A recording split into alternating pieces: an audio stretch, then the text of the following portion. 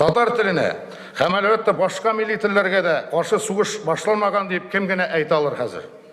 Күзләрен нәфрәт томалаган бу бәндәләргә игътибар итмәскә кирәк дип әйтүчеләр дә булыр, бәлки. Ләкин беләбез бит, башта менә шундыйлар минбәргә менә, аннары югарыдан күрсәтмәләр пәйда була, прокуратура йөгереп килә, закон чыга. Турысын әйтергә кирәк, биредә Милли Республиканың нигезен җимерү турында сүз бара. Һәм бу хыялларын алар инде артык яшереп тә тормый. Республиканың конституцион тәртипләрен саклый торган берәр механизм бармы соң бездә? Әллә ул эшләмиме? Киресенчә, республикага каршы эшләгән кешеләрне кара грух дип атасаң да, алар безне судка бирә. Мин Ишат Әминев өчен күзәттем. Мондый шартларда кул кушырып утыру җинаятькә тиң. Вакыт бик тиз үтә, без инде күп нәрсәләрне югалттык.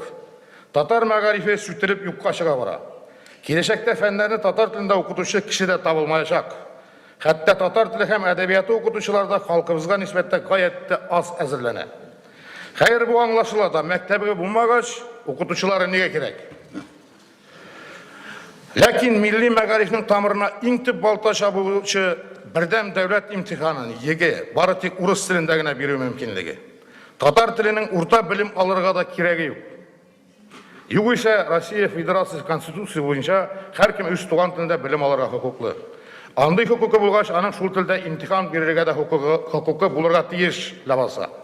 Шул хокукны кире кайтармый торып, безнең милли киләчәгебез юк.